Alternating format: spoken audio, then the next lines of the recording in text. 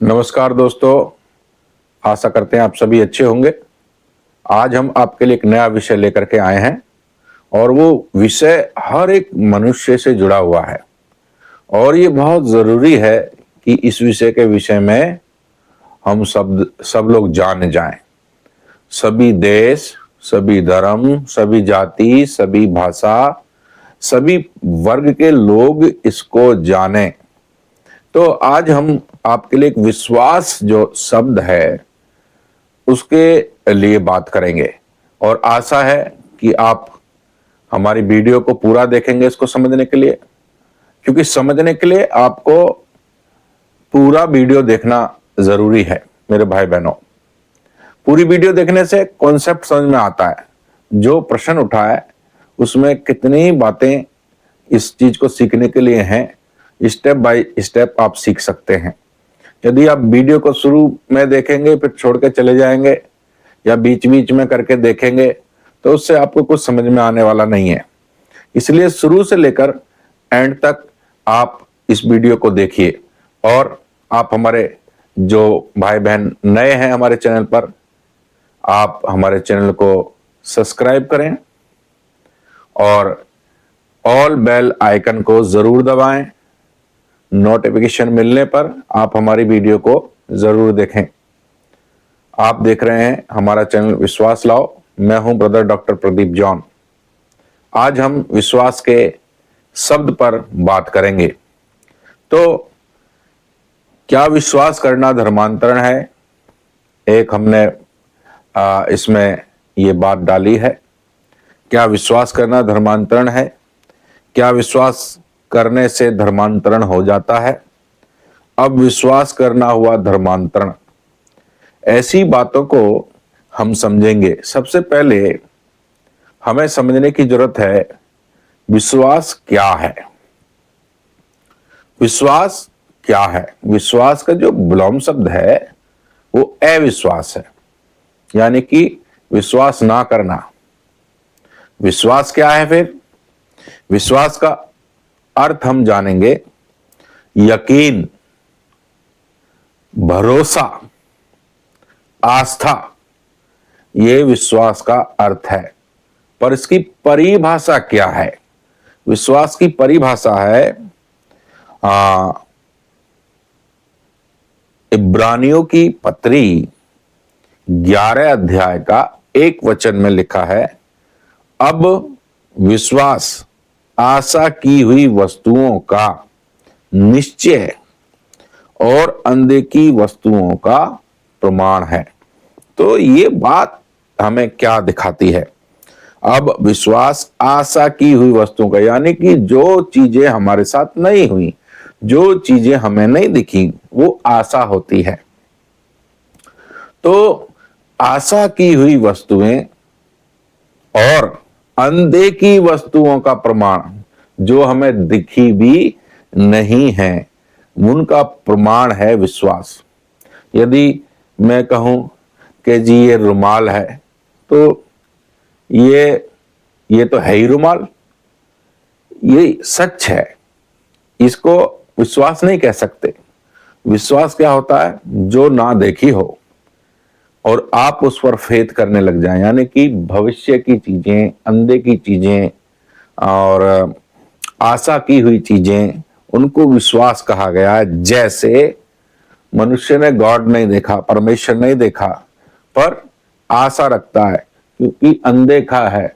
आशा है कि एक ईश्वर है। स्वर्ग मनुष्य ने नहीं देखा, पर एक आशा है। अनदेखी चीजें जो मेरे सामने अभी आई नहीं है, उसे कहते हैं विश्वास। नरक अभी मैंने नहीं देखा, किसी ने नहीं देखा, पर है, एक आशा है कि वो नरक दुष्ट लोगों के लिए बनाया गया है। फिर स्वर्गदूत हमने नहीं देखे, पर एक आशा है कि स्वर्गदूत जो है स्वर्ग में रहते हैं। ये अनदेखी चीज मैंने नहीं देखी, पर आशा है कि वो है। इसको कहते हैं विश्वास। और देखिए, भविष्य, स्वर्ग राज्य और न्याय, परमेश्वर का न्याय, इन सब को हम विश्वास के रूप में देख सकते हैं। तो हम देखते हैं सबसे पहले भरोसा और यकीन यह क्या बताता है। यह किसी व्यक्ति, वस्तु या विचार पर भरोसा करने की भावना है। ये यकीन और भरोसा जो है किसी वस्तु या विचार पर भरोसा करने की एक भावना है। आस्था क्या है? किसी चीज को भले ही प्रमाण के बिना सत्य या सही मानना आस्था है। तो मेरे अजीजों, हमने देखा आस्था क्या है। किसी चीज को भले ही प्रमाण के बिना, यानी कि प्रमाण नहीं दिया गया है, सत्य या सही मान लेना आस्था कहलाता है।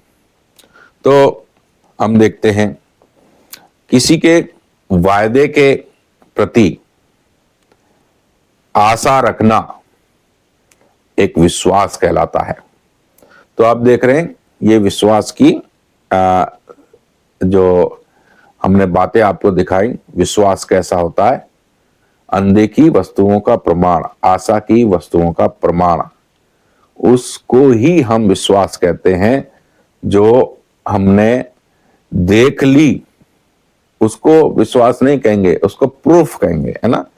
देखो दो तरह का, हाँ, हम इसको बांट सकते हैं। दो तरह तरह तरह से मनुष्य क्या करता है, विश्वास करता है। सबसे नंबर 1, देखकर विश्वास करता है। दूसरा नंबर, बिना देखे विश्वास करता है।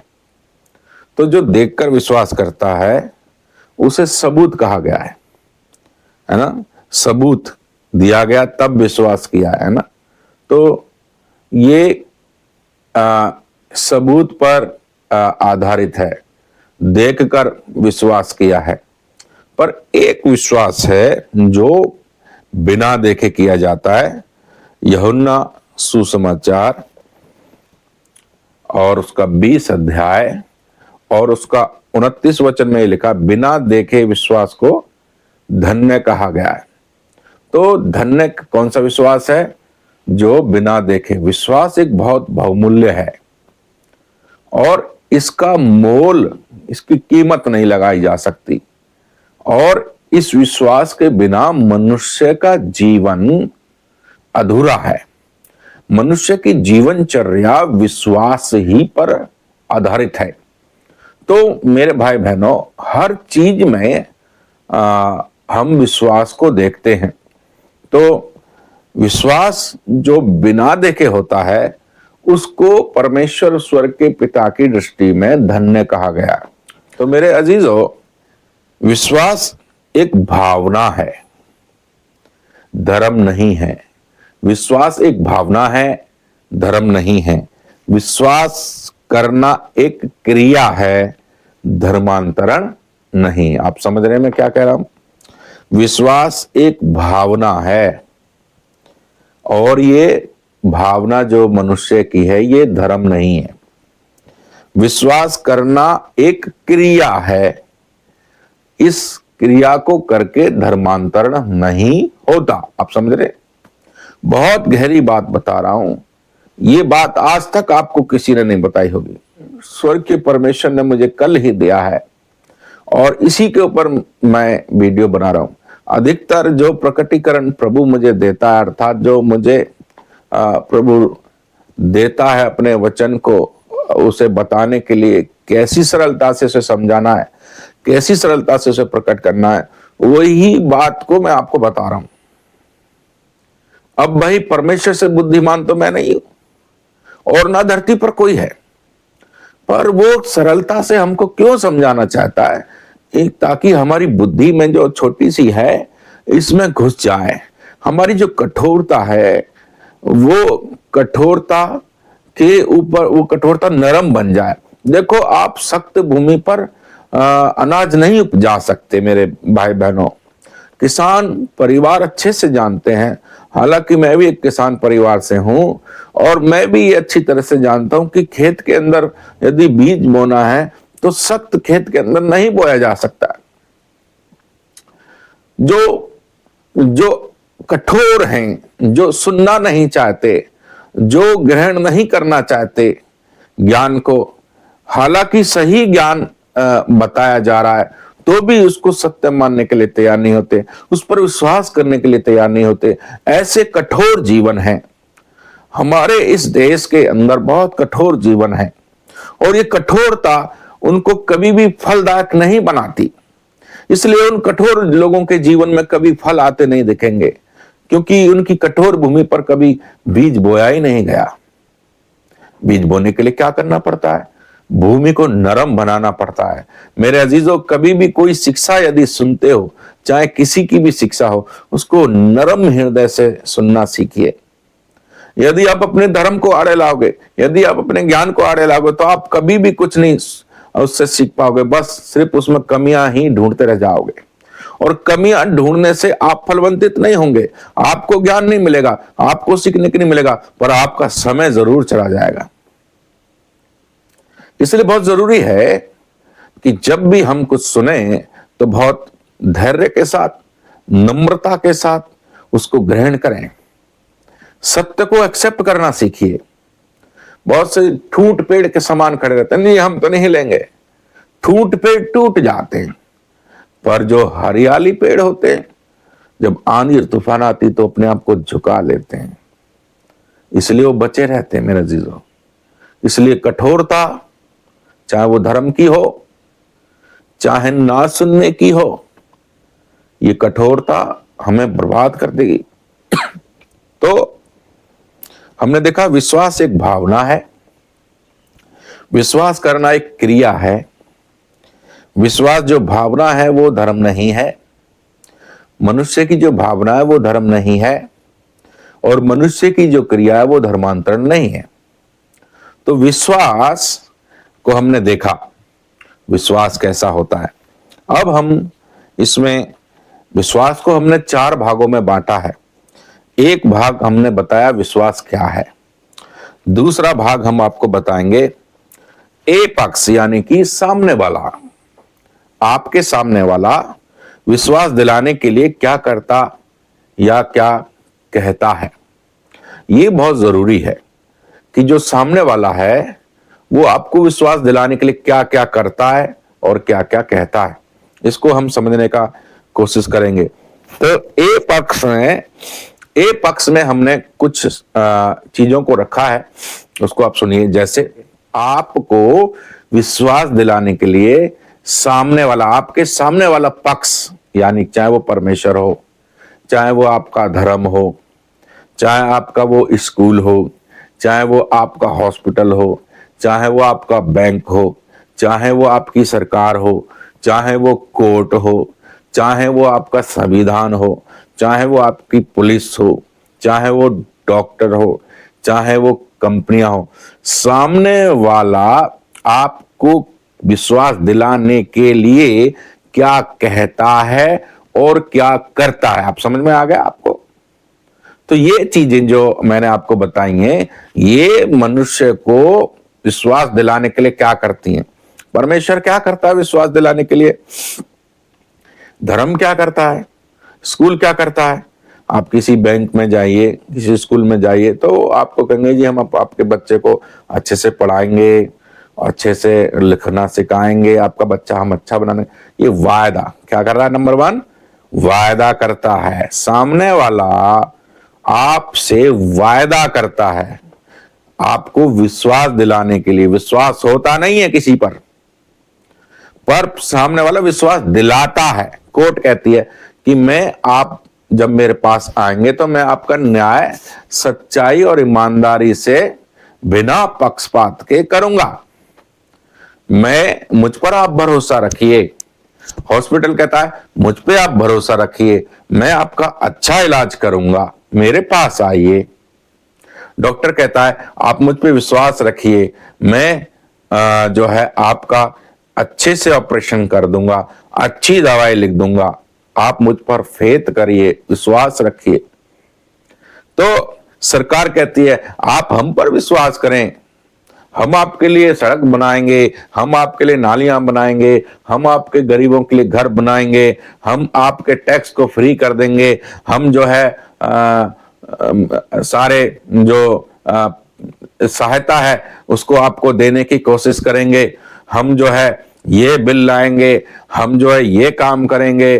तो ये वायदा, सामने वाला पक्ष आपसे वायदा करता है विश्वास दिलाने के लिए। विश्वास होता नहीं है, विश्वास किसी पे आता भी नहीं है। सामने वाला पक्ष जब तक अपनी बात को ना रखे, आपसे कोई वायदा ना करे, तो वो विश्वास दिलाने के लिए वायदा कर रहा है आपको कि हम ऐसा करेंगे। अभी करा नहीं है, अभी सिर्फ बोल रहा है। तो ये है, फिर संविधान कहता है कि मैं तुमको सुरक्षा दूंगा, मैं तुमको दबने नहीं दूंगा, है ना। पुलिस कहती है मैं तुम्हारी सुरक्षा करूंगा, तुम्हें किसी से, आतंकवादी से, किसी से डॉन से, किसी बलवान से डरने का जरूरत नहीं है। मैं तुम्हारे साथ हूं, तुम निर्बल हो, कमजोर हो, गरीब हो, कोई बात नहीं, मैं तुम्हारी सुरक्षा करूंगा, अपराध को मिटा दूंगा। ये वायदा करती है पुलिस, है ना।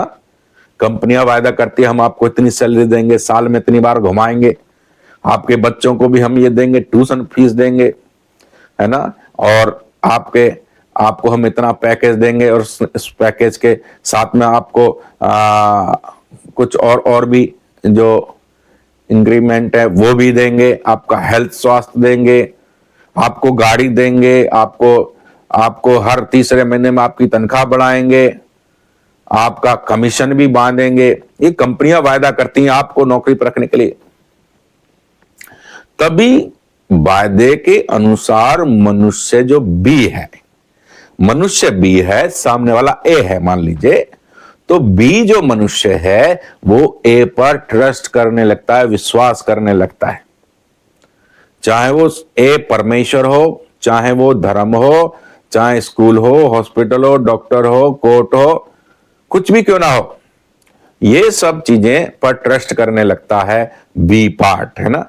तो सबसे पहला क्या करता है ए पार्ट, वायदा करता है बी से, यानी कि सामने वाला आपसे वायदा करेगा, वाचा बांधेगा, समझौता करता है, तब हमारे अंदर उसके लिए, सामने वाले के प्रति विश्वास जागता है। विश्वास जागता है मेरे भाई बहनों। नंबर 2, वायदे को पूरा करने के लिए काम करते हैं, सुविधा करते या देते हैं। तो ये ए पक्ष क्या करता है, वायदा करता है, फिर वायदे को पूरा करने के लिए उस पर काम करता है। अब काम नहीं करेगा तो वायदा पूरा कैसे होगा। तो इसलिए वायदे को पूरा करने के लिए, विश्वास को बनाए रखने के लिए कि बी यानी कि आप मुझ पर फेथ करें, उसके लिए मैं काम करूंगा। स्कूल के ऊपर आपका फेथ बना रहे, उसके लिए स्कूल काम करेगा आपके बच्चे पर, जो आपको वायदा किया है। हॉस्पिटल भी ऐसी करेगा, सरकार भी ऐसा करेंगी, कोर्ट भी ऐसा करेगा, सब कोई ऐसा करेगा, परमेश्वर भी ऐसा करेगा। धर्म जैसा कह रहा वैसा करना चाहिए, करेगा, तभी तो विश्वास होगा। तो 3 श्रेणी में हमने इसको बांटा है कि जो ए पक्ष है विश्वास दिलाने के लिए सामने वाले को क्या करता और कहता है। नंबर 1, वायदा करता है, वाचा बांधता है, समझौता करता है। नंबर 2, वायदे को पूरा करने के लिए काम करता है, सुविधा करते हैं ना। नंबर 3, वायदे को पूरा करता है, काम करके वायदे को पूरा करता है। जो उससे वायदा किया है बी पार्ट से, यानी कि आपसे जो वायदा किया उसको वो पूरा करता है, तब जाकर हमारा जो विश्वास है वो उस पर होता है, मजबूत होता है। यदि कोर्ट न्याय सही ना करे तो कोर्ट पर से लोगों का विश्वास हट जाएगा। यदि संविधान ही लोगों की आत्महत्या करने के लिए कानून बन जाए तो संविधान पर कौन विश्वास करेगा। संविधान एक कागज है, लिखा हुआ है, पर लिखा किसके लिए गया है। कागज की वैल्यू नहीं है, मनुष्य की वैल्यू है। मनुष्य के लिए उसमें कानून बनाए गए हैं।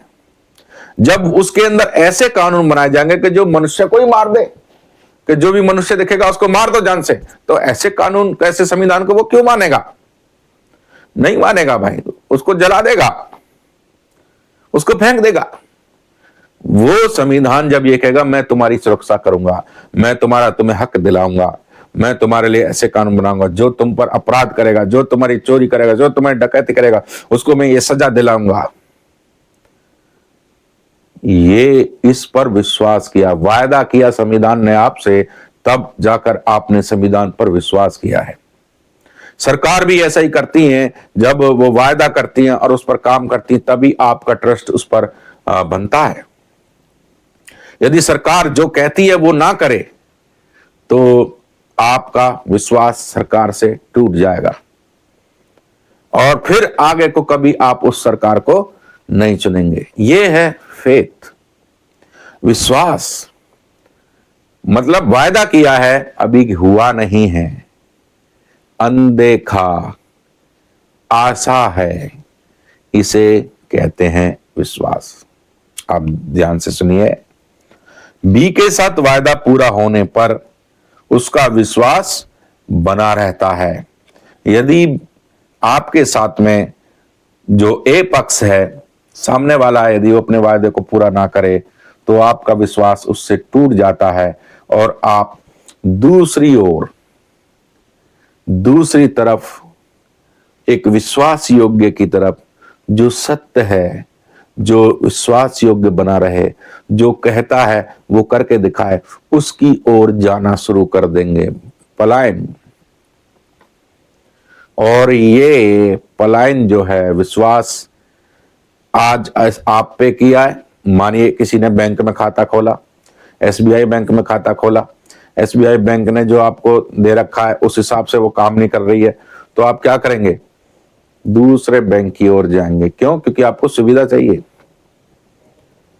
सुविधा के लिए उसने वादा किया, उस वादे को पूरा नहीं कर रहा, तो आप क्या करेंगे? जाएंगे ही जाएंगे, स्वाभाविक है।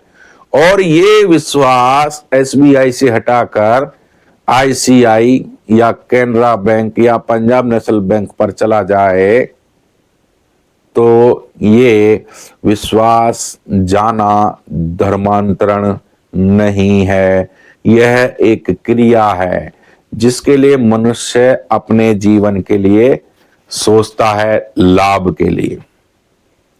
क्योंकि उसने वायदा किया, उसने नहीं निभाया, इसलिए मैं जाऊंगा। तो ये जो फेथ है, इसको हम धर्मांतरण नहीं, ये हमारी जीवनचर्या से जुड़ा हुआ विश्वास। आगे देखिए, बाइबल में भी हम देखते हैं कि स्वर्ग के परमेश्वर ने लोगों के साथ क्या क्या वायदे किए और वो वायदे सचमुच में पूरे हुए। इस विषय को मैं ज्यादा लंबा तो नहीं बताऊंगा क्योंकि बहुत लंबा हो जाएगा, फिर ये विश्वास सब्जेक्ट हमारा छूट जाएगा। थोड़ा थोड़ा बता रहा हूं। अब्राहम के साथ प्रभु ने वायदा किया कि मैं तेरे वंश को तारे गण के समान बना दूंगा। जब वो 90 वर्ष का था, 100 वर्ष का था, 90 वर्ष की उसकी पत्नी थी, 100 वर्ष का वो था, अब तक उसको संतान नहीं हुई थी। और प्रभु कह रहा मैं तेरे वंश को तारागण के समान बनाऊंगा, एक भी संतान नहीं है। पर इस बात पर जो परमेश्वर ने उससे कहा, अब्राहम ने विश्वास किया, क्योंकि वो अभी हुआ नहीं है, अनदेखा है, आशा की वस्तु है। तो लिखा हुआ है एक समय पर उसको एक बालक उत्पन्न हुआ और हम देखते हैं इजाक नाम का पुत्र परमेश्वर ने 100 साल की उम्र में अब्राहम को दिया। जो प्रभु ने वायदा किया वो उसको परमेश्वर ने पूरा कर दिया। इजरायली लोगों के साथ वायदा किया कि मैं तुमको तितर बितर कर दूंगा पूरी पृथ्वी पर। इजरायली लोग तितर बितर हो गए। फिर उनके बदलाव के, उनके प्रस्ताव के कारण परमेश्वर ने कहा मैं तुमको पूरी पृथ्वी पर से इकट्ठा करूंगा और एक देश बनाऊंगा। तब हम देखते हैं 1948 में इजराइल एक देश बन गया। इजरायली लोग पहले तितर बितर थे, फिर एक देश बन गया। यानी कि परमेश्वर ने पहले इनको पृथ्वी पर फैलाया और फिर इकट्ठा किया और एक देश बनाया। तो ये वायदा भी परमेश्वर ने, स्वर्ग के परमेश्वर ने इजरायलियों के साथ। ये देखो, बैंक की बात नहीं हो रही है, ये कोर्ट की बात भी नहीं हो रही है, ये तो मनुष्य से रिलेटेड जुड़ी हुई बातें। पर ये जो मैं दिखा रहा हूं आपको, ये संसार से जुड़ी हुई बातें, और इसका जुड़ना सीधा स्वर्ग के परमेश्वर से है। जो वो वायदा कर रहा है, जो किसी के अधिकार में नहीं है परमेश्वर को छोड़, वो काम परमेश्वर ने करके दिखाया है, और ये वर्ड में हुआ है। आज आप इजराइल नाम का देश देख सकते हैं, है ना। पर पुराने नियम के अंदर स्वर्ग के परमेश्वर ने एक उद्धारकर्ता मसीहा का भी भविष्यवाणी किया, और ये भविष्यवाणी भी जो है हम क्या देखते हैं, कई चीजों में करके दिया। जैसे कि उसके जन्म के बारे में, मसीहा जो होगा उसका जन्म कहाँ होगा, है ना, उसका दुख, उसकी मृत्यु, उसका जी उठना, और वो शांति का राजकुमार होगा, उसको यातना की जाएगी, वो कुंवारी की गर्भ से जन्म लेगा, वो गधी के बच्चे पर बैठ करके लादू के बच्चे पर आएगा, उसके वस्त्र बांटे जाएंगे, उसके वस्त्रों पर चिट्ठी डाली जाएगी, उसके मुंह पर थूका जाएगा, है ना। ये सब चिन्ह लिखे हुए हैं कि जिसके साथ ये सब होगा वो मसीहा होगा। और ये सब बातें नए नियम में हम प्रभु यीशु मसीह के ऊपर होते हुए देखते हैं। तो जो मसीहा है, छुटकारा देने वाला, जो परमेश्वर ने वायदा किया, वो नए नियम में पूरा हो गया। तो जो स्वर्ग का परमेश्वर है, जो कहता है उस वायदे को वो पूरा करता है। वो भूलता नहीं है, वो भूलने वाला परमेश्वर नहीं है, वो छोड़ने वाला, वो त्यागने वाला परमेश्वर नहीं है। इसलिए जो मैंने आपको बताया ना, सब वायदे करते हैं। हो सकता है धर्म में जो वायदा किया गया है वो हो सकता है हमारे जीवन में पूरा ना हो। स्कूल में जो वायदा किया गया वो शायद हमारे लिए पूरा ना हो। हॉस्पिटल में, बैंक में, सरकारें, कोर्ट, संविधान, पुलिस, डॉक्टर, कंपनियां, ये जो हमसे वादा कर रहे हैं, हो सकता है शायद ये ना करें। पर स्वर्ग का इन सब में एक स्वर्ग का परमेश्वर ही ऐसा है जो कहता है वो करता है। आपको ये समझना होगा। धरती की चीजों को स्वर्ग के परमेश्वर के साथ तुलना नहीं कर सकते। स्वर्ग का परमेश्वर जो वायदा करता है वो उसको पूरा करता है, चाहे वो स्वर्ग का वादा करे, चाहे वो धरती का वादा करे, वो उसको पूरा करने में सक्षम है। पर ये जो धरती के हैं, धर्म, स्कूल, हॉस्पिटल, बैंक, सरकार, कोर्ट, संविधान, पुलिस, डॉक्टर, कंपनियां, ये धरती की हैं। ये हो सकता है आपको वायदा करें और उसको पूरा ना कर पाए, ये सक्षम ना हो। पर इनमें से एक के पास मैं लेके जा रहा हूं, वो है स्वर्ग का परमेश्वर, जो कहता है उसको वो पूरा करता है। आप समझ रहे हैं। अब हम देखेंगे नंबर 3, बी यानी कि मैं, आप। वी व्यक्ति किस पर विश्वास करता है और क्यों। यानी कि मैं किस पर विश्वास करता हूं और क्यों करता हूं, है ना। यानी कि मैं SBI पे क्यों विश्वास करता हूं, और भी दूसरे बैंक हैं। मैं उसी हॉस्पिटल में जाना क्यों पसंद करता हूं, और भी तो हॉस्पिटल हैं। मैं उसी डॉक्टर के पास क्यों जाना चाहता हूं, और भी तो बहुत से डॉक्टर हैं। मैं कोर्ट के में केस डालकर क्यों जीतना चाहता हूं, मुझे कोर्ट पर क्यों विश्वास है। तो मैं किस पर विश्वास करता हूं, मुझे ये धर्म में विश्वास है क्योंकि इसके वायदे सच्चे हैं, इसलिए मुझे इस पर विश्वास है। मैं इस ईश्वर पर विश्वास करता हूं क्योंकि उसके अंदर मैंने ये चीजें देखी हैं। मैं इस स्कूल पर विश्वास करता हूं क्योंकि इसकी पढ़ाई और इसके जो रूल रेगुलेशन है वो अच्छे हैं, इसलिए मैंने उस पर ट्रस्ट करके, विश्वास करके अपने बच्चे को उसमें डाला है ना। मैं इस सरकार पर विश्वास करता हूं क्योंकि ये जो मेरे लिए काम कर रहेगी, ये मेरे लिए काम कर रही है, ये मेरे देश के लिए अच्छी है, ये मेरे लिए अच्छी है, इसलिए मैं इस सरकार पर विश्वास करता हूं। आप समझ रहे हैं। सब व्यक्ति एक ही चीज पर विश्वास नहीं करते। एक ही बैंक पे सब व्यक्ति विश्वास नहीं कर रहे, एक ही धर्म पर नहीं कर रहे, एक ही परमेश्वर पर नहीं कर रहे, एक ही सरकार पर नहीं कर रहे, एक ही कोर्ट पर नहीं कर रहे, एक ही स्कूल पर नहीं कर रहे, है ना। एक ही धर्म पर नहीं कर रहे, एक ही संविधान पर संविधान पर सब विश्वास कर रहे हैं, ये तो है। पुलिस पर सब विश्वास नहीं करते, कहते हैं बहुत से लोग, एक तबका कहता है पुलिस तो बिकी हुई है, एक तबका कहते नहीं पुलिस सहायता कर रही है। आप समझ रहे हैं? तो डॉक्टर है, कंपनी है, तो ये सब चीजें जो हैं, संविधान पर सब क्यों विश्वास कर रहे हैं? क्योंकि उसमें सबके हक की बातें लिखी हैं। यदि उसमें से एक तबके की भी बात गलत लिख जाएगी कानून में कि भाई जाट समाज या गुज्जर समाज या जाटव समाज या ठाकुर समाज या ब्राह्मण समाज, जो भी समाज है, ये समाज को हम सुरक्षा नहीं देंगे, तो भाई वो इस संविधान को क्यों मानेगा? तो विरोध करेगा। आप समझ रहे हैं संविधान को भारत में क्यों मानते लोग? क्योंकि सबके हित की बात उसमें लिखी हुई है, सबके हित का कानून उसमें बना हुआ है। इसलिए संविधान पर हर हमारा भारतीय, चाहे वो किसी भी धर्म से हो, जाति से हो, भाषा से हो, हर वर्ग का व्यक्ति संविधान पर पहले विश्वास करता है। क्यों? क्योंकि सब अलग अलग मोती हैं और एक ही तार है, वो संविधान है। तो फेथ करते हैं भारतीय लोग संविधान पर।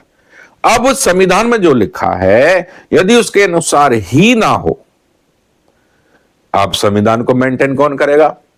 एक पुलिस है और एक कोर्ट है, और ये दोनों ही इस काम को, संविधान को मेंटेन नहीं करेंगे तो जो भारतीय लोग हैं उनका विश्वास कोर्ट से भी उठेगा और संविधान से भी उठेगा और संविधान को पुलिस से भी उठ जाएगा। तो तीनों चीजों से संविधान जो मेंटेन करना है, पुलिस और कोर्ट के द्वारा मेंटेन होना है। जब संविधान के द्वारा ही काम नहीं होगा तो लोगों का भरोसा कोर्ट पर से, पुलिस पर से और संविधान पर से भी हट जाएगा। यदि कोर्ट और पुलिस सही काम नहीं करेंगे तो लोगों का विश्वास संविधान पर से हट जाएगा मेरे अजीजों। तो ये हमें बड़े ध्यान से रखना है, सोचना है, समझना है। अच्छा, जिस नंबर 1, इसमें भी हमने कुछ पॉइंट बनाए, उसको भी ध्यान से सुनिए। जिस ए के पास उस व्यक्ति के लिए, यानी कि ए सामने वाला, उस व्यक्ति के लिए यानी कि मेरे लिए अच्छी सुविधा हो। किस पर विश्वास करता है? वी व्यक्ति किस पर विश्वास करता है? जिसके पास में मेरे लिए अच्छी सुविधा हो। यानी कि देखो कितनी बातें लिख रही है, मैं कुछ बातें पॉइंट बनाए, उनको ध्यान से सुनना। मेरे लिए जिस ईश्वर के पास सुविधा हो, धर्म के पास, जाति के पास, धर्म के पास, हॉस्पिटल के पास, कोर्ट के पास, संविधान के पास, पुलिस के पास, डॉक्टर के पास, हॉस्पिटल के पास, बैंक के पास, स्कूल के पास सुविधा हो अच्छी, मेरे लिए मेल हो, समझौता हो, संतावना हो, मेरे लिए सुख हो, मेरे लिए सहूलियत हो, मेरे लिए आराम हो, मेरे लिए विशेष अधिकार उसके पास हो, श्रेष्ठता हो उसके पास में, लाभ देने वाला हो, फायदा देने वाला हो, मुनाफा देने वाला हो, मुझे शांति देने वाला हो, मेरी सुरक्षा करने वाला हो, मुझे छूट देने वाला हो, मुझे रियायत करने वाला हो, मुझे स्वतंत्रता देने वाला हो, मुझे प्रधानता और स्वाधीनता, और जिसके पास लाइसेंस हो, और उसके पास में मुझे अवसर दे, मुझे मौका दे, और उसके पास में अंतर हो करने के लिए, है ना। जैसे बैंक, फलाना बैंक ये दे रहा है जी इंटरेस्ट, हमारा बैंक ये दे रहा है जी इंटरेस्ट, ये अंतर हो, है ना। आंतरिक शक्ति हो उसके पास में मेरे लिए उन्नति हो, मेरे लिए जीत हो, मेरे लिए भलाई हो, मेरे लिए कल्याण हो, मेरे लिए उपकार हो, मेरे लिए प्रेम हो, मेरे लिए छुटकारा हो, मेरे लिए उद्धार हो, मेरे लिए पापों की क्षमा हो, मेरे लिए सत्य हो, मेरे लिए जीवन हो, मेरे लिए काबिलियत हो और मेरे लिए सामर्थ्य हो, मेरे लिए विश्वास योग्य हो, मेरे लिए धर्मी हो, इत्यादि जैसी चीजें सामने वाले के अंदर होनी चाहिए, तब ही मैं उस पर विश्वास करूंगा। आप समझ रहे हैं? उसके अंदर जब तक ये चीजें, ये क्वालिटी ना पाई जाएंगी, तब तक मैं या आप उस सामने वाले पर कैसे विश्वास कर सकते हैं? आप समझ रहे हैं? यदि आप बिजनेस कर रहे हैं तो आपके लिए फायदा होना चाहिए, लाभ होना चाहिए, है ना?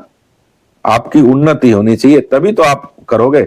आप यदि नौकरी कर रहे हो, आपकी नौकरी में उन्नति ना हो तो उस नौकरी को करके क्या करोगे भाई? हैं? 15 साल हो गए, 20 साल हो गए, 25 साल हो गए, 35 साल हो गए, वहीं का वहीं टिका रखा है। तो ऐसी नौकरी करने से करोगे क्या जहां तुम्हारे लिए उन्नति ना हो? वो ऐसे बैंक में पैसा डाल के करोगे क्या जो तुम्हारे पैसा 10 रुपए डाले, 10 के 10 ही हैं जी, 10 साल बाद भी। तो ऐसे में आपके लिए उन्नति नहीं है ना? और ऐसे व्यक्ति के पास जाने से फायदा क्या जिसके पास लाइसेंस नहीं बैंक चलाने का? आप समझ रहे हैं? हॉस्पिटल चलाने का लाइसेंस नहीं है, अब अपनी डिग्री उसने लाइसेंस नहीं करी, डॉक्टरी की लाइसेंस क्या नहीं है, तो आप उसके पास इलाज करा लोगे? तो मैंने जो कैटेगरी बताई है ना, ये सब चीजें संसार के सब काम में आती हैं, ये ईश्वर से लेकर मनुष्य के हर काम तक। समझ रहे हैं आप? तो ये यदि चीजें ना हो तो मेरा सामने वाले पर फेथ करना बेकार है। अब हम देखते हैं इसको। ए जब यह कार्य नहीं करता तो विश्वास टूट जाता है। जब ये सब काम नहीं हो, ये सब काम सामने वाले के अंदर नहीं है, तो वो विश्वास का दावा कर तो रहा है पर विश्वास करना व्यर्थ है उस पर, है ना? टूट जाता है, फिर वो दूसरे की ओर खोज में लग जाता। जब ये सब काम नहीं करता, ए पक्ष यानी कि सामने वाला, उसके अंदर ये चीज नहीं है, तो वो दूसरे की खोज में जाता है। वो स्कूल अच्छा नहीं है, पर चलो दूसरा स्कूल ढूंढो, है ना? ये चीजें हमारे अंदर, ये कंपनी अच्छी नहीं, चलो दूसरी कंपनी ढूंढो। क्यों? क्योंकि उसके अंदर वो कुछ कमियां हैं, उसके अंदर ये योग्यता नहीं है। विश्वास जो किया जाता है सामने वाले पर, वो इन सब के कारण किया जाता है। इन सब के कारण हम सामने वाले पर क्या करते हैं?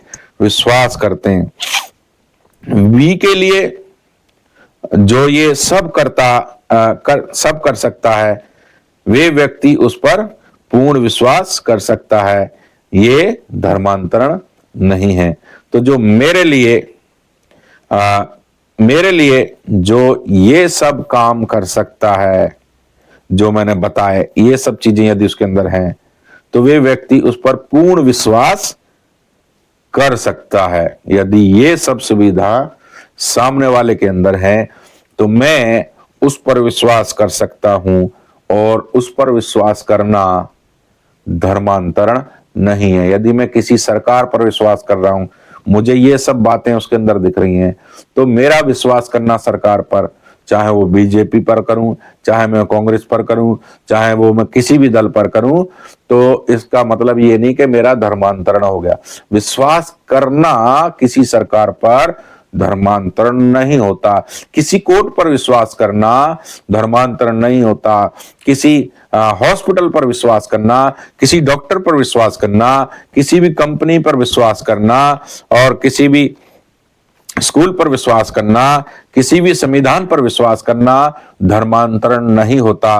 किसी भी धर्म पर विश्वास करना, किसी भी ईश्वर पर विश्वास करना धर्मांतरण नहीं होता। विश्वास करने को धर्मांतरण नहीं कहते, और विश्वास श्रेणी मनुष्य के हर जीवनचर्या से जुड़ी हुई है। आप ये समझ लीजिए। आगे चलते हैं। व्यक्ति अपना विश्वास दूसरे पर भी कर सकता है, यानी कि मैं यदि एसबीआई पर विश्वास कर रहा हूं और यदि मुझे वो सुविधा नहीं दे रहा है तो मैं दूसरे बैंक के पास जाता हूं। यदि मेरे पास में जो ईश्वर है, यदि वो मेरे लिए जो वायदा ईश्वर का होता है वैसा नहीं कर रहा है, मेरे जीवन में नहीं दिख रहा है, तो मैं दूसरे ईश्वर के पास विश्वास करने जा सकता हूं। इसमें जाना कोई अपराध नहीं है भाई। मैं अपने जीवन के लिए जाना चाहता हूं, अपने बचाव के लिए जाना चाहता हूं, क्योंकि जैसा वो वायदा कर रहा है, जैसा वायदा मैं पढ़ रहा हूं, जैसा वायदा मुझे दिख तो रहा नहीं है, पर विश्वास कर लिया। तो विश्वास करने को, विश्वास बदलने को धर्मांतरण का रूप नहीं दिया जा सकता। धर्मांतरण बदलना एक अलग बात है, और अपराध तो जबरन धर्मांतरण करने पर है ना। धर्मांतरण बदलने पर अपराध थोड़ी है भाई। कोई भी किसी भी मंदिर मस्जिद गुरुद्वारा चर्च किसी में भी घुसे और प्रार्थना करे, पर यह थोड़ी कि वहां आतंक जाके करे। यह आतंक करने का अधिकार नहीं है। आराधना करने का, शांति से सुनने का, उससे पूजा पाठ करने का तो अधिकार है। आप किसी मंदिर में जाओ और वहां तोड़ने ताड़ने लग जाओ, आपको वहां जाकर ईश्वर से प्रार्थना करने का अधिकार है, तोड़ने ताड़ने का अधिकार नहीं है। अब कोर्ट और पुलिस क्या काम करती है? अब जा रहे लोग मंदिर में, मैं पूजा तो कर नहीं रहा, जा रहे लोग चर्च में, मैं वहां आराधना तो कर नहीं रहा, वहां जाकर लोगों में बजा रहा हूं, सामान को तोड़ रहा हूं, तो पुलिस और कोर्ट को क्या करना चाहिए भाई? सरकार को क्या करना चाहिए? जो बैठे हैं उनको पकड़ना चाहिए, या जो बजा रहे हैं, तोड़ रहे हैं, फोड़ रहे हैं, उनको पकड़ना चाहिए? किसका विश्वास बढ़ेगा? गलत काम कौन कर रहा है? बैठने वाले जो चर्च में बैठकर प्रार्थना कर रहे हैं वो गलत काम कर रहे हैं, या जो चर्च में तोड़ फोड़ कर रहे हैं वो गलत काम कर रहे हैं? तो किसको पकड़ना चाहिए? जो तोड़ फोड़ कर रहे हैं ना, उनको पकड़िए और सही न्याय दीजिए। नहीं तो ये जो आतंक है और धीरे धीरे बढ़ता जाएगा। तो संविधान पर लोग फिर विश्वास कैसे करेंगे? पुलिस पर विश्वास कैसे करेंगे? कोर्ट पर विश्वास कैसे करेंगे? बताओ। आप वादा करते ना लोगों के साथ, विश्वास की परिभाषा ही यही है। सामने वाला पक्ष, सामने वाले को, बी पार्टी को, ए पार्टी बी पार्टी को ये वादा करती कि हम तुम्हें सुरक्षा देंगे, हम तुम्हारा न्याय सही करेंगे, हम तुम्हारे लिए जो ऐसे कानून बनाएंगे, तभी तो उस पर लोग विश्वास करते हैं। और जब ऐसा कहते और करते नहीं है तो लोग दूसरी तरफ तो भागेंगे ही भाई। फिर क्या कहेंगे? देखो, 100 लोग एक जन पे भारी पड़ रहे हैं, मतलब एक जन को डरा रहे, धमका रहे। ये तो दादागिरी है पूरी। व्यक्ति अपना विश्वास दूसरे पर भी कर सकता है और दूसरे पर अपनी सुविधा के लिए विश्वास करना भी धर्मांतरण नहीं है। विश्वास बदलना जबरन धर्मांतरण नहीं है। विश्वास करना, किसी दूसरे पर विश्वास करने का मतलब जबरन धर्मांतरण नहीं है। मैं पहले कांग्रेस पे करता हूं विश्वास, अब मैं बीजेपी पे करने लगा हूं, तो इसका मतलब क्या है? ये धर्मांतरण है? नहीं। मैं यदि बीजेपी पे करता था, अब कांग्रेस पे करता हूं, तो क्या ये धर्मांतरण है? नहीं। आपने उसको छोड़ा क्यों? सवाल आता है ये, क्योंकि उसने अपने वायदे को पूरा नहीं किया, खरा नहीं उतरा। जो सुविधा आपको देनी थी वो नहीं दी। अब हम देखते हैं, यीशु पर विश्वास से अनंत जीवन मिलता है। यीशु पर यदि कोई विश्वास करता है तो उस व्यक्ति को क्या मिलता है? अनंत जीवन मिलता है। ये वायदा यीशु मसीह ने लोगों से, जगत के लोगों से किया है, चाहे आप हिंदू हो, मुस्लिम हो, सिख हो, ईसाई हो, जैन हो, बौद्ध हो, फारसी हो। यीशु मसीह अंग्रेजों का ईश्वर नहीं है, वो स्वर्ग का परमेश्वर है, जगत का उद्धार करता है और आपका भी उद्धार करता है, चाहे आप किसी भी धर्म के हों। यीशु मसीह पर यदि कोई भी विश्वास करेगा, कोई जबरदस्ती नहीं, विश्वास का मतलब जबरदस्ती नहीं होता है, खुद मन की आस्था, भावना, क्रिया होता है। ये विश्वास जो दुकान से खरीद के लाने की जरूरत नहीं है, ये विश्वास हमारे हृदय में होता है। आपकी पत्नी, बच्चों का विश्वास आपके काम आने वाला नहीं है, जो आपका विश्वास है वही आपके काम आने वाला है। इसलिए परमेश्वर ने किसी पत्नी, बच्चों को, धर्म को, ईश्वर को और रीति रिवाजों को, सरकारों को किसी भी प्रकार का उद्धार के लिए, मुक्ति के लिए, पाप क्षमा के लिए, अनंत जीवन के लिए कारण नहीं ठहराया। सिर्फ केवल आप, यदि आप अपने मन से, सच्चे मन से विश्वास करोगे तो ही आपको अनंत जीवन यानी कि स्वर्ग का राज्य मिलेगा। यदि विश्वास नहीं करोगे तो नहीं मिलेगा। यदि आपके बच्चों ने कर लिया तो उनके, आपके बच्चों को मिलेगा, आपको नहीं मिलेगा। आपकी पत्नी ने कर लिया तो आपकी पत्नी को मिलेगा, आपको नहीं मिलेगा। आपके भाई ने कर लिया तो आपके भाई को मिलेगा, आपको नहीं मिलेगा। यदि आपने कर लिया तो आपको मिलेगा, किसी और दूसरे को नहीं मिलेगा। तो ये अनंत जो जीवन है, इसको प्रभु यीशु मसीह अनंत जीवन को विश्वास के द्वारा देने का वायदा करता है। यदि करोगे तो मिलेगा, नहीं करोगे तो नहीं मिलेगा, सीधी सी बात है। तो मेरे अजीज हो, हम इसकी चीज को जान लें। यूहन्ना 3 अध्याय 15 से 18 तक जब हम पढ़ते हैं तो उसमें लिखा है 15 से 18 तक, ताकि जो कोई उस पर विश्वास करे वह अनंत जीवन पाए। क्योंकि परमेश्वर ने जगत से ऐसा प्रेम रखा कि उसने अपना इकलौता पुत्र दे दिया, ताकि जो कोई उस पर विश्वास करे वे नष्ट ना हो परंतु अनंत जीवन पाए। परमेश्वर ने अपने पुत्र को जगत में इसलिए नहीं भेजा कि जगत पर दंड की आज्ञा दे, परंतु इसलिए कि जगत उसके द्वारा उद्धार पाए। जो उस पर विश्वास करता है उस पर दंड की आज्ञा नहीं होती, परंतु जो उस पर विश्वास नहीं करता वह दोषी ठहर चुका, इसलिए कि उसने परमेश्वर के इकलौते पुत्र के नाम पर विश्वास नहीं किया। तो मेरे अजीजों, जो परमेश्वर के इकलौते पुत्र के नाम पर अर्थात यीशु मसीह पर विश्वास नहीं करता, वो ऑलरेडी दोषी ठहरा ही हुआ है, वो पापी है। यीशु मसीह पाप को क्षमा करने के लिए आया। दवाई तो बन गई, पर वो खाई ना जाए या लगाई ना जाए तो उसका काम हमारे जीवन में होने वाला नहीं है। सांप ने यदि काटा है और हम हॉस्पिटल भी पहुंच गए, और यदि हमें वो सांप काटने की जो दवाई है वो ना लगाई जाए, तब तक हमारे अंदर जहर खत्म होने वाला नहीं है। अब आप किसी भी धर्म के हो, जाति के हो, भाषा के हो, सांप काटेगा तो काम क्या करेगा? एक ही काम करेगा ना, जहर यानी कि मृत्यु देगा। आप समझ क्यों नहीं रहे इस बात को? बार बार अपने धर्म को आगे ले आते हो, मेरा धर्म ये, मेरा धर्म ये, मेरा ईश्वर ये, मेरा ईश्वर ये। अरे भाई, यहां धर्म की बात हो ही नहीं रही, यहां तो मृत्यु की बात हो रही है, यहां तो पाप क्षमा की बात हो रही है, यहां तो अनंत जीवन की बात हो रही है ना। और अनंत जीवन सिर्फ तुम्हारे धर्म को थोड़ी चाहिए, सब धर्मों को चाहिए ना। सब धर्म के लोगों के पाप क्षमा होने चाहिए ना। सब धर्म के लोग स्वर्ग जाने चाहिए ना। उस बात को क्यों नहीं समझ रहे? जैसे कि जहर किसी धर्म को, किसी बलवान को नहीं देखता ना। आप समझ क्यों नहीं रहो? यदि हिंदू, मुस्लिम, सिख, ईसाई 4 लोग बैठा दो, सबको सांप से कटवा दो, सबके अंदर क्या है? सबके अंदर मृत्यु है ना। तो सबको क्या जरूरत है? एंटीवेनम की जरूरत है। तो उसको क्या दिया जाएगा? डॉक्टर के पास सबको एंटीवेनम दिया, नहीं जी मैं तो हिंदू, मैं तो नहीं लूंगा। तो ठीक है, मत ले। तो क्या हो जाएगा? मर जाएगा। मरने का मतलब नरक दंड है। समझ क्यों नहीं रहे हो? समझो भाइयों, समझो। ये समय जिंदे रह तक ही है, बचने का समय जब मर जाएगा। अब लगाओ जी एंटीडोज मुझ में, कुछ नहीं है, ले जाओ, जलाओ, इसको फेंको। डॉक्टर ऐसे कहता है ना।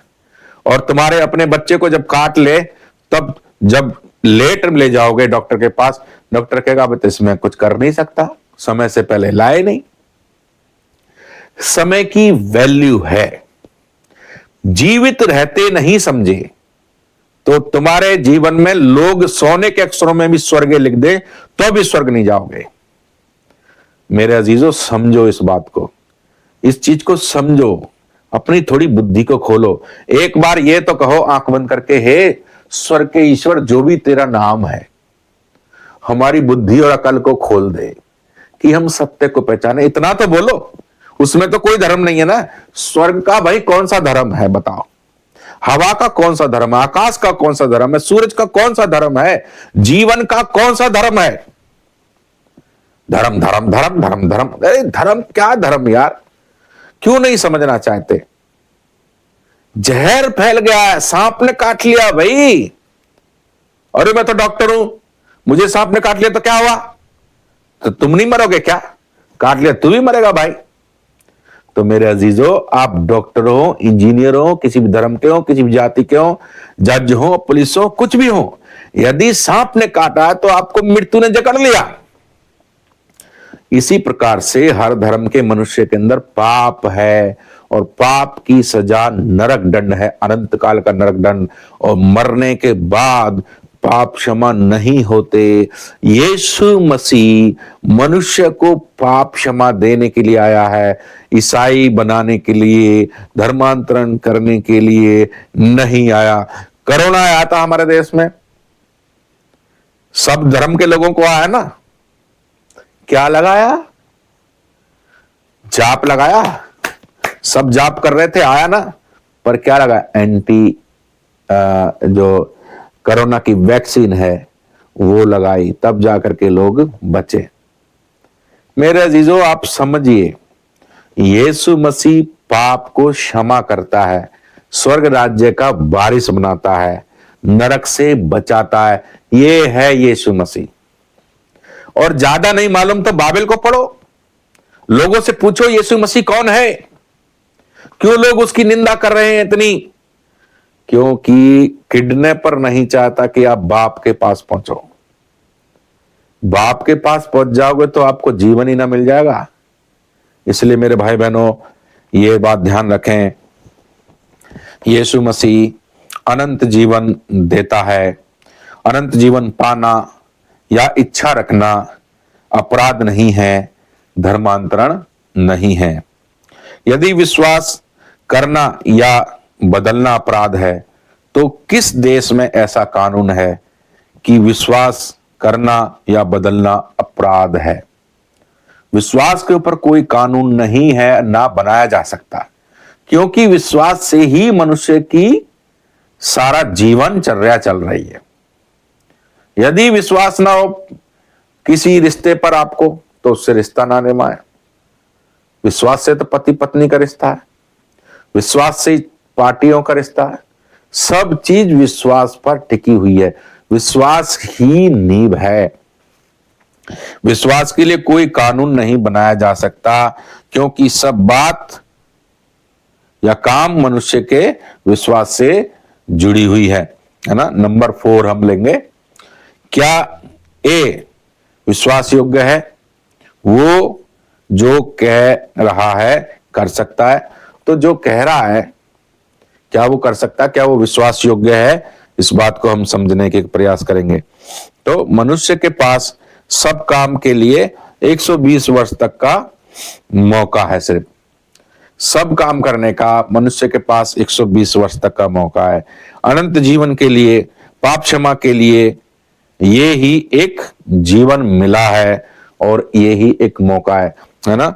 आप एक काम में, आपने मान लीजिए आपने एक काम में लॉस कर लिया, विश्वास, आपका पार्टनर विश्वास योग्य नहीं निकला, तो दूसरा काम कर लोगे, दूसरा व्यक्ति शायद आपको विश्वास योग्य मिल जाए। पर ये जो आपका जीवन है 120 साल का, ये दोबारा मिलने वाला नहीं, दोबारा आप पैदा नहीं होके आओगे पाप क्षमा के लिए। पाप क्षमा 120 वर्ष में ही लेनी है, यानी जब तक आप जीवित हो तब तक ही पाप क्षमा को पाना है, चाहे आप किसी भी धर्म, जाति, भाषा के क्यों ना हो। मनुष्य को इस अवसर को नहीं खोना और छोड़ना चाहिए, है ना। पाप क्षमा के अवसर को मनुष्य को नहीं छोड़ना चाहिए। और ये बात मैं आपको बड़े आनंद और के साथ मैं बता रहा हूं। एक वचन पढ़कर इसको हम देखेंगे। पहला थिस्सलुनीकियों उसका 5 अध्याय और 24 वचन। तुम्हारा बुलाने वाला सच्चा है और वह ऐसा ही करेगा। यीशु मसीह जो लोगों को बुला रहा है वो ऐसा ही करेगा। पहला यूहन्ना 1 अध्याय और उसके 9 वचन को जो हम पढ़ते हैं तो उसमें भी ऐसा लिखा है, यदि हम अपने पापों को मान लें तो वह हमारे पापों को क्षमा करने और हमें सब अधर्म से शुद्ध करने में विश्वास योग्य और धर्मी है।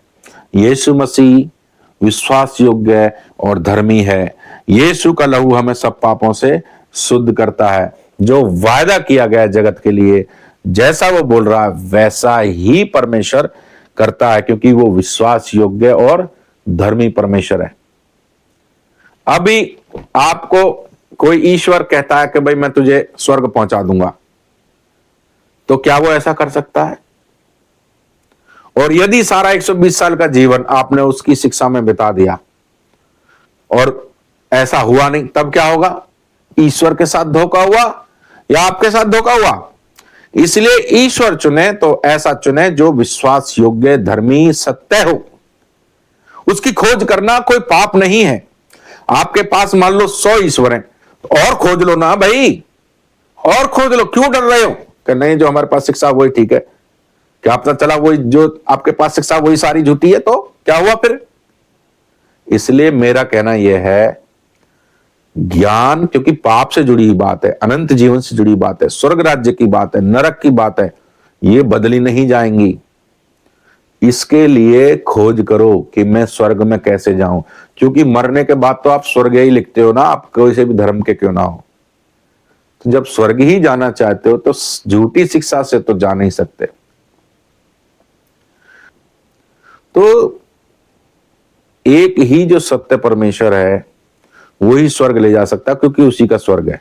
यदि मैं कह रहा हूं कि जी आप इसकी आराधना करो, ये स्वर्ग लेके जाएगा आपको, तो आप उसमें जांचो, परखो, पढ़ो। उसको पढ़ने में कोई बुराई नहीं है। पढ़ने से हमको हमारी सोच खुलती है, विवेक खुलता है। तो इसलिए मेरे भाई बहनों, हमारा ये वीडियो बनाने का मकसद किसी को हृदय को ठेस पहुंचाना नहीं है, पर एक बात को समझाना है कि विश्वास धर्मांतरण नहीं है। और जो लोग, किसी भी धर्म के लोग आकर के यीशु मसीह पर यदि विश्वास करते हैं तो वो अनंत जीवन पाने के लिए, पाप क्षमा के लिए और स्वर्ग राज्य में जाने के लिए करते हैं, क्योंकि ये यीशु मसीह ने वायदा किया है। और जो यीशु मसीह वायदा करता है वो वायदे को वो पूरा करता है। इसलिए लोगों का ट्रस्ट, उस पर विश्वास होता है।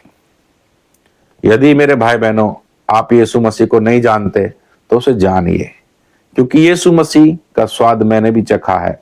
यीशु मसीह ही विश्वास योग्य और धर्मी परमेश्वर है। वो हमें धर्म देने के लिए नहीं, वरन हमें पाप से छुटकारा देकर, नरक की मृत्यु से बचाकर स्वर्ग राज्य के लिए आया है। हमारा शिक्षा यदि आपको समझ में आई हो, अच्छी लगी हो, तो लाइक जरूर करिए, बिना लाइक करे मत जाइए। और चैनल को जरूर सब्सक्राइब करें, और सब्सक्राइब करने के बाद ऑल बेल आइकन जरूर दबाएं। नोटिफिकेशन मिलने से आप हमारी वीडियो को जरूर देखिए। सभी को धन्यवाद।